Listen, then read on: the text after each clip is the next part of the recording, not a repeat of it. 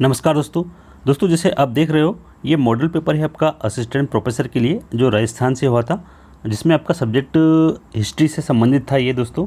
और ये इसकी जो डेट थी 24/9/2021 को ये हुआ था राजस्थान में असिस्टेंट प्रोफेसर के लिए।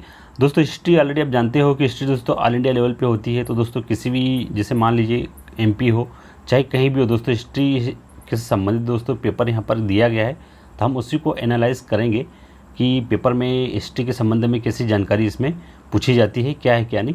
ये मॉडल पेपर है दोस्तों, तो चलिए देखते हैं फटाफट मॉडल पेपर में क्या क्या क्वेश्चन दिए गए थे। ठीक है, ये आपका पेपर रहेगा हिस्ट्री का।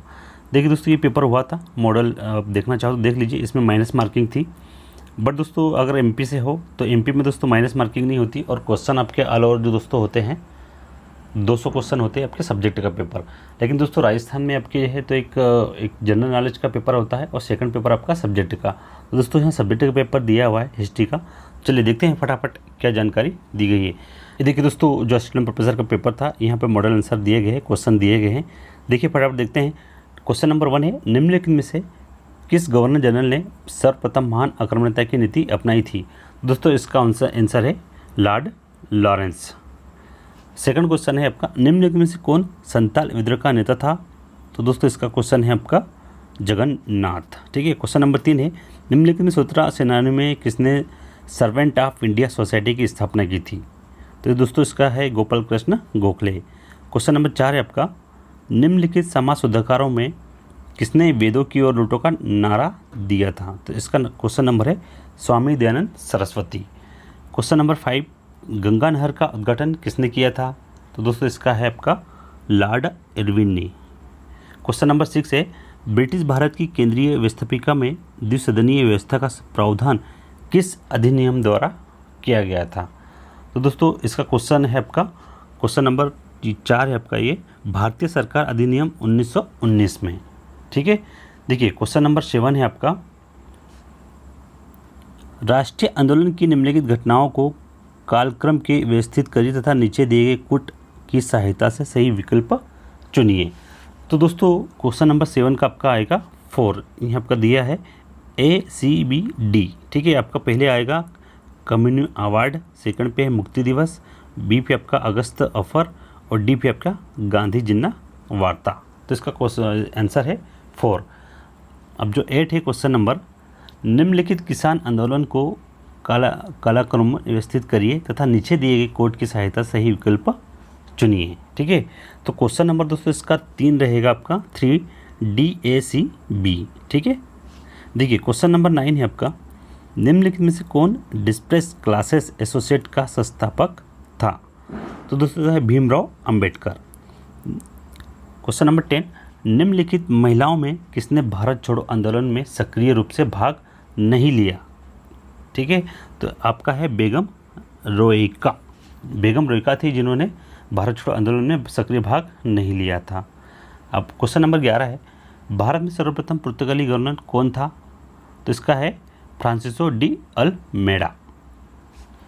क्वेश्चन नंबर 12 है आपका 12 है, निम्नलिखित में से 1943 ईस्वी में सुभाष चंद्र बोस ने किस द्वीप को स्वराज द्वीप नाम दिया था? किस द्वीप को स्वराज नाम द्वीप दिया था? तो इसका है निकोबार।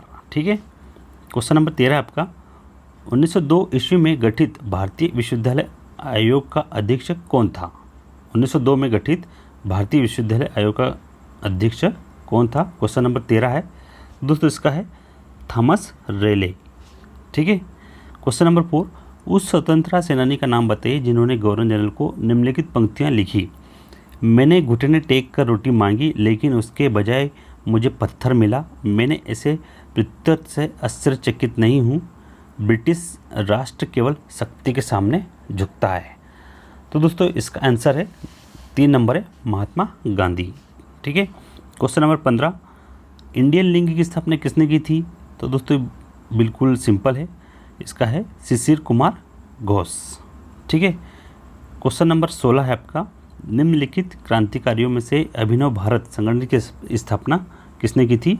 तो है वीर सावरकर। दोस्तों ये क्वेश्चन कई वैकेंसियों में दिया गया है। ठीक है। क्वेश्चन नंबर 17 है आपका, किसकी सिफारिश से वीर सावरकर ने लंदन में छत्रपति शिवाजी छात्रवृत्ति प्राप्त की थी? क्वेश्चन नंबर 17 इसका दोस्तों बाल गंगाधर तिलक। क्वेश्चन नंबर 18, बंकिम चंद्र चटर्जी के उपन्यास आनंदमट्ट का प्रकाशन किस वर्ष हुआ था? तो 1882 में। ठीक है, क्वेश्चन नंबर आंसर इसका है 2, 1882 ईस्वी में। ठीक है, क्वेश्चन नंबर 19 है आपका, गुलामगिरी पुस्तक के लेखक कौन थे? गुलामगिरी पुस्तक के लेखक कौन थे? तो इनके थे Jyotiba Phule. The great rebellion पुस्तक किसने लिखी है? द ग्रेट रिबेलियन पुस्तक किसने लिखी है? तो अशोक मेहता ने। क्वेश्चन नंबर 21 आपका, निम्नलिखित स्वतंत्रता सेनानियों में इंग्लैंड में इंडियन होम रूल सोसाइटी की स्थापना किसने की थी? तो इसका आंसर है श्यामजी कृष्ण वर्मा। देखिए क्वेश्चन नंबर 22, 9 दिसंबर 1946 ईस्वी को निम्नलिखित में से संविधान सभा का कार्यकारिणी अध्यक्ष कौन था? तो दोस्तों इसका आंसर है सच्चिदानंद सिन्हा। क्वेश्चन नंबर 23 है आपका, निम्नलिखित स्वतंत्रता सेनानियों में से किसने काकोरी कांड में भाग नहीं लिया? काकोरी कांड दोस्तों फेमस था, ऑलरेडी आप जानते ही हो। तो इसका जो आंसर है राजगुरु। 24 नंबर है आपका, निम्नलिखित में से कौन से वर्ष में प्रथम मजदूर संगठन मद्रास श्रमिक संघ की स्थापना की गई थी? दोस्तों इसका आंसर है 1918 ईस्वी में। फर्स्ट आंसर है इसका। ठीक है, 1918 ईस्वी में। क्वेश्चन नंबर 25 है आपका, निम्नलिखित में से all India trade union Congress के प्रथम सत्र के अध्यक्ष कौन थे? तो इसका आंसर है लाला लाजपत राय। क्वेश्चन नंबर 26, अखिल भारतीय किसान सभा की स्थापना कब हुई थी? तो दोस्तों इसका आंसर है 1936 ईस्वी में। ठीक है, भारतीय संविधान के कौन से संशोधन द्वारा संपत्ति के अधिकार को मौलिक अधिकारों की सूची से हटा दिया गया था? तो इसका आंसर है 44वें संशोधन के द्वारा। ठीक है, इसका आंसर 2 रहेगा। 44वां संशोधन जो हुआ था उसके अंतर्गत यहाँ पर जो संपत्ति का अधिकार था मौलिक अधिकारों की हटा दिया गया था। ठीक है, देखिए क्वेश्चन नंबर आपका 28 है, ब्रिटिश भारत में भारतीय सिविल सेवा परीक्षा के माध्यम से भर्ती का प्रावधान किस एक्ट के द्वारा किया गया था? तो ठीक है, इसका आंसर है 3, चार्टर्ड अधिनियम 1853 ईस्वी।